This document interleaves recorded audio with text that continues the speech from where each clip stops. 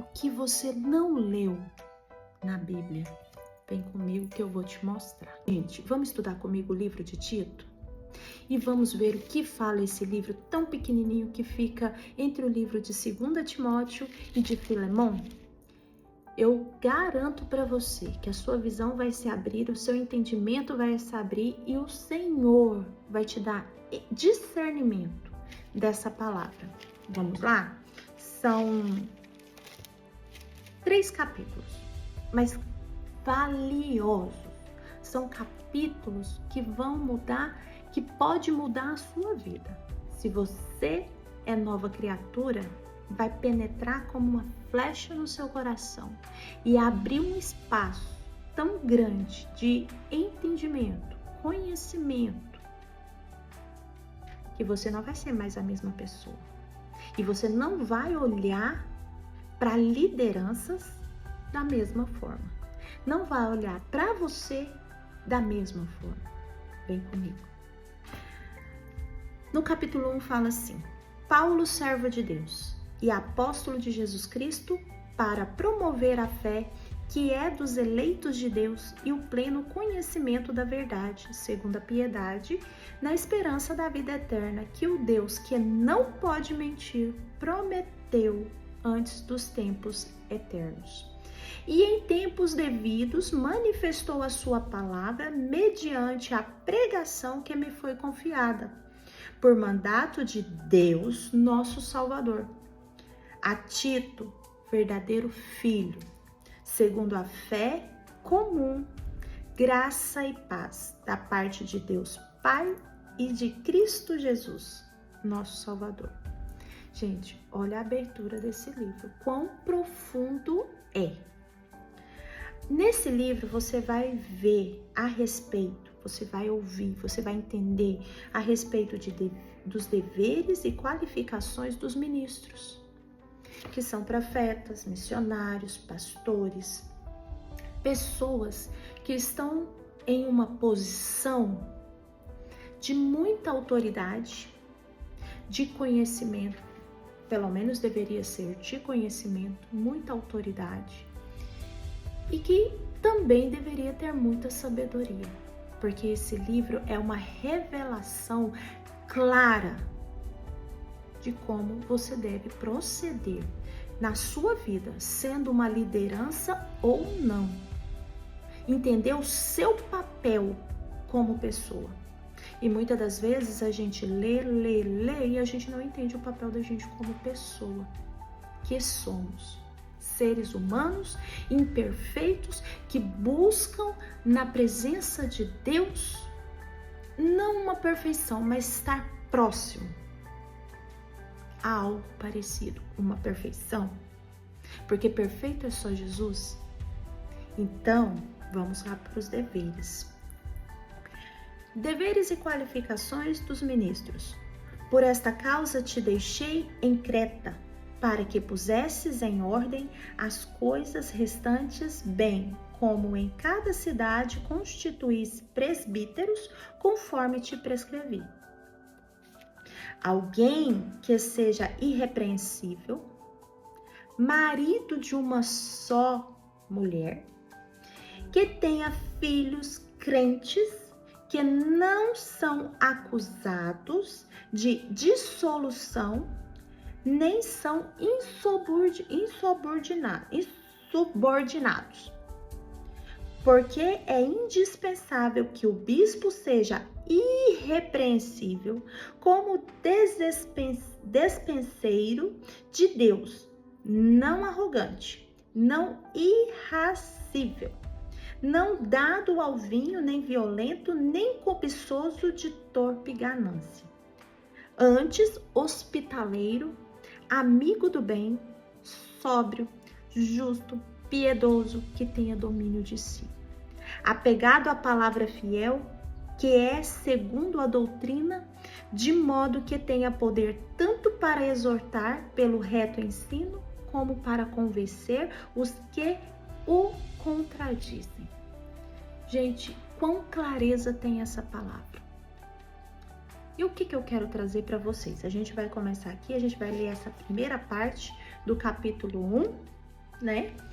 E a gente vai fazer esse estudo em outros vídeos, não vai ser só um vídeo. Então, o livro de Tito, nós vamos fazer um estudo um pouco mais profundo. Mas vamos lá. Vamos falar sobre os deveres e qualificações dos ministros. Quem são os ministros?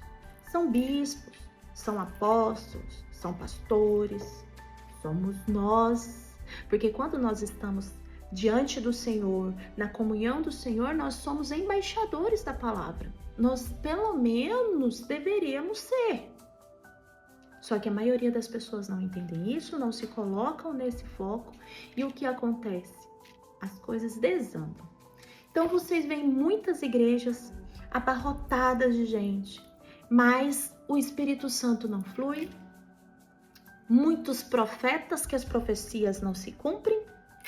Muitos profetas que estão confundindo profecia com cartomancia. Então, enfim, nós temos visto uma bagunça geral no mundo. Mas a palavra também fala sobre isso, que nos finais dos tempos nós veríamos coisas impressionantes que nós jamais entenderíamos. Pais contra filhos, filhos contra pais, brigas por qualquer motivo, você sendo homicida, suicida, enfim, problemas que já eram previstos. Mas eu fico aqui indagando, não sei se mais pessoas fazem isso, né? Mas eu tenho uma busca constante no conhecimento do Senhor e eu fico aqui me indagando, não julgando e não acusando, porque eu não sou juíza e muito menos promotora. Mas hoje, quando uma pessoa, eu não sou igrejada, nem sei se existe essa palavra, mas eu não sou, gente, não sou. O Senhor me conduziu há muitos anos a buscar a palavra dele, e não a palavra que se era pregada, nem a palavra do homem. Mas por muito tempo o Senhor usou pessoas para pregarem e me trazerem entendimento dentro da palavra dele.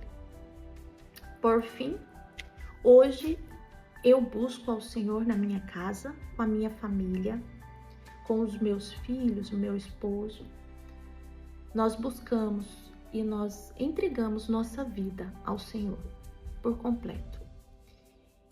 E há anos, isso é processo. Eu tô ouvindo de processos e processos porque, gente, por muitos anos eu venho nesse processo e eu cheguei hoje nessa fase desse processo. Então, o Senhor me levou a vários ministérios, várias igrejas para entender o mundo,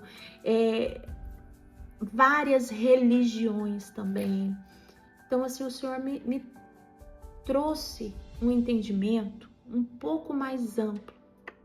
E nessa palavra aqui de Tito, o Senhor...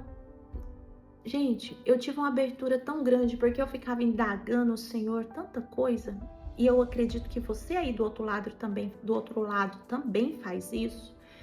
Ficar perguntando, muitas vezes, nós depositamos nossa confiança no pastor, nós nos abrimos para uma liderança, para um profeta, para uma pessoa que fala que tem os dons, que tem revelação, enfim. E muitas das vezes não é isso que o Senhor quer da gente. Ele quer que a nossa entrega, Ele quer que nós buscamos, que nós vamos ler, que nós vamos nos entregar, que nós vamos conhecer a palavra que liberta, que é a Bíblia, o maior livro, o livro milenar, o maior livro que já existiu e que não muda, que você leu lá atrás, você viu lá atrás e é a mesma coisa hoje, vai ser daqui a anos. E hoje quem tem uma Bíblia impressa, glória a Deus, que tenha. Por isso a palavra de Deus também fala, aquele que tem olhos veja, aquele que tem ouvidos ouça. E tem muita gente que tá aí tapando os seus ouvidos, ou tapando os seus olhos, tapando os seus ouvidos e não tá entendendo o que tá acontecendo. E a palavra é clara.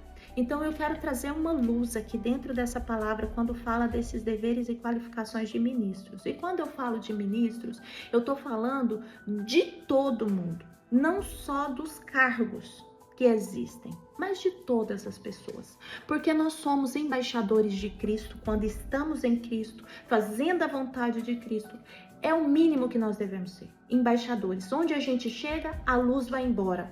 Onde a gente chega, se está insípido, nós somos o sal. Nós vamos trazer sabor para aquele lugar.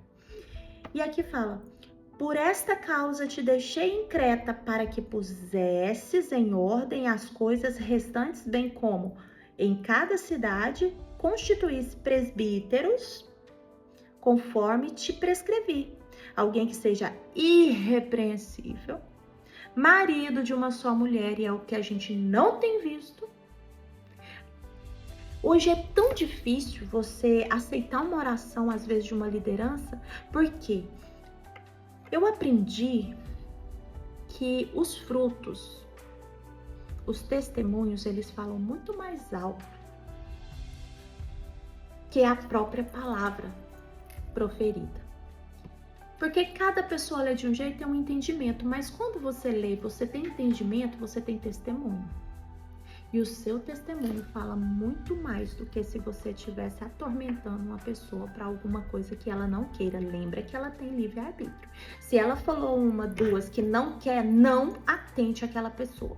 Vai orar no secreto, vai falar com Deus no secreto, que o Senhor, o Espírito Santo, Consolador, que pode se achegar àquela pessoa, vai se achegar. Mas não é você pela força. Não é a luta pelo braço. Mas é sim pela oração. Então, aprenda isso. E começa a olhar os frutos dessa pessoa. Começa a ver o testemunho. Quando você principalmente recebe uma oração de qualquer pessoa que seja. Principalmente se ele for uma pessoa levantada como ministro da palavra de Deus. Ou um pastor, um profeta, enfim. Qualquer pessoa. E aqui fala que ele seja irrepreensível, marido de uma só mulher, que tenha filhos crentes, que não são acusados de dissolução, nem são insubordinados. Então, vamos parar aqui no começo. Gente, é tanta coisa que vem quando eu leio essa palavra. Tá, vamos lá. Que eles tenham filhos crentes, que eles não sejam irrepreensíveis, insubordinados, né? Marido de uma só mulher. O que vem na minha cabeça? A minha vida inteira eu vi as pessoas falando assim: filho de crente, misericórdia. É pior do que o descrente. Eu nunca entendi isso. E eu falava: Senhor, por que, Senhor? Por quê? E hoje eu tenho um entendimento diferente. Muitas pessoas vão discordar do que eu entendo. Mas tudo bem, cada um tem seu pensamento, cada um tem seu entendimento. O meu é esse. Pode ser que um dia eu mude? Pode ser que um dia eu mude. Eu estou à disposição também, né? Estou correndo atrás de conhecimento, então estou à disposição. Meu coração está à disposição de mudança também. Mas a visão que eu tenho hoje é a seguinte. Gente, desde que o mundo é mundo, quando uma pessoa pega um poder na mão, ela tem um poder, as pessoas, no geral, são raras as que não acontecem, deixa subir a mente, né? Eu sou pastor há muitos anos. Aquilo, você vai levar o evangelho, você vai pregar o evangelho, mas muitas das vezes aquilo sobe ao seu coração e você fica tão altivo que você não entende que o seu primeiro ministério é a sua casa. Seu primeiro ministério é a sua família. Seu primeiro ministério é você com os seus. Só que as pessoas não entendem isso. Aquele que não tem ministério dentro da casa, que vive uma fachada, vivem de máscaras, lá na frente vai dar errado. Sônia, mas aí Deus não é misericordioso. Deus é misericordioso, sim. E tanto que permite ainda a igreja continuar crescendo pela sua misericórdia. Porque se não fosse a sua misericórdia, já estaria fadado a fracassar. Mas não é só a oração do pastor, mas o pastor, ele é o cabeça da igreja ali, naquele momento. Aí quando fala a questão dos filhos, eu fico pensando, por que será que esse filho está desse jeito? Quando você vai buscar um histórico familiar, lá atrás vem problema geracional, que muita gente fala assim, mas Jesus veio, levou tudo e tá tudo certo. Ok, mas e os problemas emocionais? E a versão geracional que vem acompanhando, que são repetições de padrões na sua vida, veio repetindo lá dos seus pais. Às vezes esses padrões se repetem, até mesmo não é a mesma situação que o seu pai passou, você vai passar.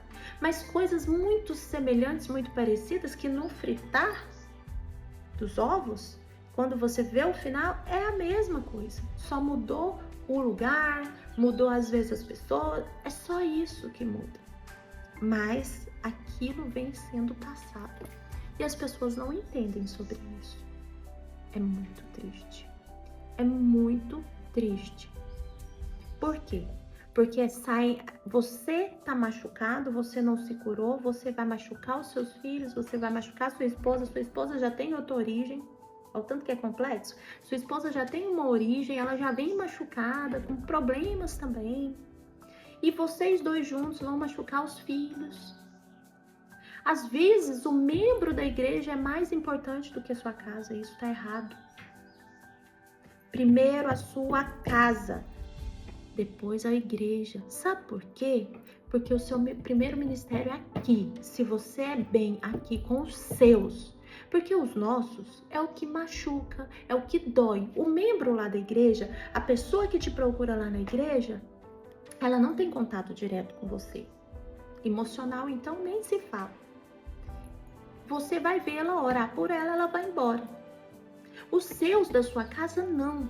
Você tem que ser testemunho vivo. Uma pessoa irrepreensível. Uma pessoa com uma só mulher. E você começa a abrir brechas para que as coisas ruins venham entrar na sua vida. Aí o seu filho já não quer ficar mais na mesma casa. O seu filho já não quer buscar mais junto com você. Porque os nossos filhos são os nossos reflexos, muitas das vezes. E nós temos que orar por eles e buscar por eles. Vai ter problema, vai ter dificuldade? Vai! Quem não tem? Mas nós temos que fazer por eles. Então, muitas das vezes eu vejo muitos filhos de pastor revoltado, eu já faço uma retrospectiva. E glória a Deus que o Senhor tem me dado muito conhecimento em relação o corpo fala, em relação a olhar para a pessoa e já ter uma noção do problema que ela já está passando. Eu olho para a pessoa, eu já sei. Por quê? Eu busco as origens, as raízes. As raízes falam muita coisa. O seu gesto, sua forma de agir, sua forma de pensar, sua forma de vestir, sua forma de comer, a sua vida, no geral, fala muito sobre você. E isso o corpo fala. Então, quando eu vejo essa questão, por exemplo, dos filhos, né, de pastores, por exemplo, eu fico impressionada. E também não culpo, porque eles são doentes, né? Os pais são doentes. Os pais doentes adoecem as crianças. E essas doenças, a gente tem uma linha, como meu esposo diz, uma linha de anzol assim, tão fininha, entre balancear as coisas, deixar tudo no prumo, é tão fino que muitas das vezes um exagerinho faz isso aqui, ó. Ou às vezes a falta de uma palavra faz isso aqui. Então, nós temos que tomar muito cuidado e pedir muito discernimento, conhecimento, entendimento ao Senhor, para que Ele possa nos conduzir. Porque se nós formos nos conduzir, nós vamos cair. Nós vamos ir de precipício abaixo. Então, nós precisamos realmente da condução do Senhor. Porque a verdade, ela liberta, mas ela liberta mesmo. E a verdade é essa aqui, ó. Só que quando essa verdade entra na vida da gente, as outras verdades que começam a vir, porque a gente tem que ser o sim, sim, não, não, e vem outras verdades que não estão, que estão aqui dentro, mas a gente ainda não conseguiu enxergar, mas que vem do mundo lá fora, elas fazem, muitas das vezes elas não são verdades, e outras elas são. As que são de fato, elas fazem a gente enxergar a vida de outra forma. Mas não é elas em si, é Deus através delas. Porque a palavra de Deus fala que nem só de pão viverá o homem, mas sim de toda palavra que sai da boca de Deus. E muitas das vezes, falando de uma forma metafórica, as pessoas, elas só querem o pão, o pão, o pão, o pão. O pão, às vezes, vai ser o seu tropeço. O pão, às vezes, vai ser aquilo que vai te derrubar, aquilo que vai te destruir. Por que olhar só para o pão? Por que olhar só para a bênção? Por que esquecer do abençoador? Então, assim, o que eu tiro de conclusão desses primeiros capítulos que nós lemos é que a palavra de Deus, ela é viva e eficaz. Aqui está um manual para você seguir. Vai seguir 100%? Eu não sei. A intenção e a visão é de seguir, porque se a gente fizer isso aqui, e tudo que fala aqui no livro, até o final desse livro, a nossa vida vai ser outra, a nossa visão vai ser outra, a motivação vai ser outra. Então, aqui ainda continuando, fala assim: porque é indispensável que o bispo seja irrepreensível como despenseiro de Deus. Ter conhecimento ao lidar com a sua ovelha, ter conhecimento ao lidar com a sua família. Muitas das vezes a palavra de Deus fala assim: venha como estás. E você não aceita a pessoa como ela está. É a palavra de Deus, é a própria boca de Deus falando. E você não aceita. Às vezes, naquele momento, a pessoa só está precisando de um abraço. Um abraço vai ser o início de uma transformação. E muitas das vezes as pessoas não entendem dessa forma. Aí já quer exortar, isso é carne. Começar a falar de roupa, vestimenta, de não sei o quê. Isso é carne, gente. É o que os seus olhos veem. E o Senhor não vê o que os seus olhos veem. O Senhor vê muito além que você, Ele vê muito além que uma roupa, um cabelo, enfim. O Senhor vê aqui dentro, o seu coração. O coração do homem é terra que ninguém pisa. E a única pessoa que pode entender e compreender é Deus. Só, mais ninguém. E aqui fala assim, não arrogante, não irascível, não dado ao vinho, nem violento, nem cobiçoso de torpe ganância. O que eu tenho visto de ministérios caindo por ganância, meu Senhor. A palavra de Deus fala para nós sermos como os pássaros. Isso metaforicamente, mas traz uma lição tão grande. Não ficar preocupados por coisa alguma, mas fazer a nossa parte. Fazer aquilo que foi conduzido a nós.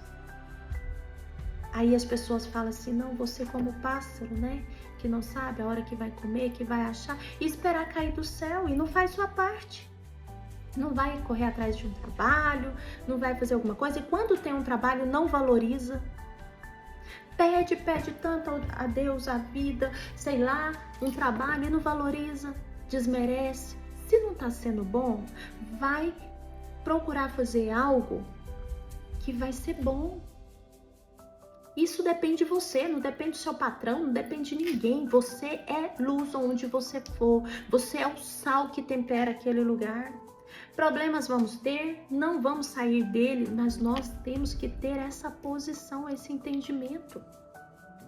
E ainda continuando aqui, antes hospitaleiro, amigo do bem, sóbrio, justo, piedoso e tenha domínio de si. Temos visto muitas coisas aí nesse mundo que não mostra que as pessoas estão tendo domínio de si. E eu acredito que é uma das partes mais difíceis, é onde eu volto a falar a respeito do autocuidado, do auto-amor, do auto-perdão. Gente, isso é muito importante. Você se conhecer, você se perdoar, você quebrar a continuação daquela geração de que você veio. Isso é muito importante. Olha, já tentaram me provar de todos os jeitos que problema geracional não existe. E na palavra de Deus existe. Ah, mas é lá no Velho Testamento. Mas o Senhor vem exortando depois, né, no Novo Testamento, o Senhor vem exortando, só não vê quem não quer, só não ouve quem não quer. O que é ser nova criatura, meu Deus? Ser nova criatura é deixar de fazer aquelas coisas velhas que você fazia. Roubar, matar, adulterar, mentir, enganar o irmão. Tá lá na igreja pregando, olhando para as ovelhas e olhando a irmã. As irmãs, pelo amor de Deus, mulheres abençoadas. Logo nós vamos falar sobre vocês. No próximo vídeo eu vou falar sobre isso. Não levantai a cobiça dos outros, seja de mulheres, seja de homens. Ai, você tá falando o que eu tô falando? Do seu comportamento, da sua postura. É duro isso. É duro porque a gente vive num mundo pornográfico, num mundo desregulado, bagunçado, onde as ideologias brigam e vira confusão, onde a pornografia é explícita. Mas nós, quando aceitamos a Jesus, nova criatura nós somos. Nós vamos passar por um processo às vezes, mas nós vamos mudar. Nós precisamos mudar. Nós não somos iguais éramos antes, porque hoje nós fomos apresentados a um Deus que cura, que sara, que liberta, que é misericordioso. E fala aqui ainda, apegando a palavra fiel, que é segundo a doutrina, de modo que tenha poder tanto para exortar pelo reto ensino, como para convencer os que te contradizem. Muitas das vezes nós não precisamos falar nada. O que vai fazer a diferença é o nosso testemunho. Então nós precisamos muito pensar a respeito disso. Refletir, fazer uma autorreflexão da nossa vida, de como nós queremos viver, do nosso propósito, da nossa essência. Isso é muito importante. E mais na frente nós vamos falar sobre o restante do livro. Ele é bem longo e aqui tem prosa para muito tempo. É um livro pequeno, mas que exorta, mas que traz um conhecimento gigantesco. Vem comigo que nós vamos falar mais nos próximos vídeos.